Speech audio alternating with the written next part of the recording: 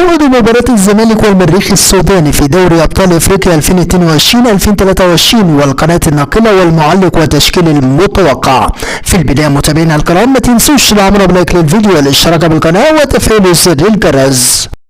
يحل الزمالك ضيفا ثقيلا على المريخ السوداني في المباراة التي تقام ضمن منافسات الجولة الثانية في دوري المجموعات من بطولة دوري أبطال إفريقيا. ويلعب الزمالك المصري والمريخ السوداني ضمن المجموعة الرابعة في دوري الأبطال، وهي المجموعة العربية الخالصة، حيث تضم أيضا فريق الترجي التونسي وشباب بلوزداد الجزائرية. الزمالك يدخل المباراة بهدف مصالحة جماهيره عقب الخسارة في الجولة الأولى من شباب بلوزداد، إذ يرغب الفارس الأبيض في الخروج بنقاط المباراة كاملة لتجنب تصاعد موقفه في التأهل إلى الدور القادم. أما المريخ حاله لا يختلف كثيرا عن الزمالك، فقد خسر أمام الترجي في الجولة الأولى ويسعى لمصالحة جماهيره بالخروج بنتيجة إيجابية أمام الفارس الأبيض وإحياء آمال التأهل إلى الدور ربع النهائي.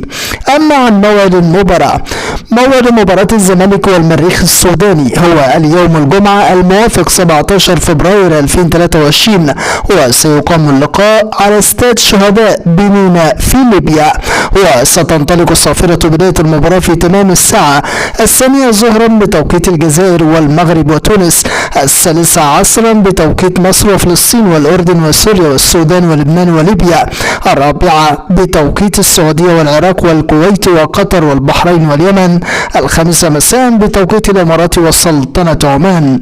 أقام قيل للمباراة، تمتلك شبكة قنوات بين سبورتس حقوق بث مباريات بطولة دوري أبطال إفريقيا في منطقة الشرق الأوسط وشمال إفريقيا، وبالتأكيد ستنقل مباراة المريخ والزمالك عبر شاشتها وبالتحديد قناة بين سبورت 1 HD بريميوم.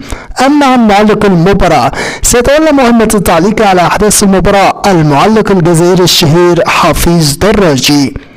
أما عن تشكيل الزمالك المتوقع أمام المريخ، من المتوقع أن يبدأ الزمالك المباراة بالتشكيل التالي: في حراسة المرمى محمد عواد، في خط الدفاع حسام عبد المجيد، محمد عبد الغني، محمد طارق، في خط الوسط سيد محمد نيمار، سيف جعفر، نبيل عماد دونجا، محمد عبد الشافي، في خط الهجوم أحمد سيد زيزو، سيف الدين الجزيري، يوسف أسامة.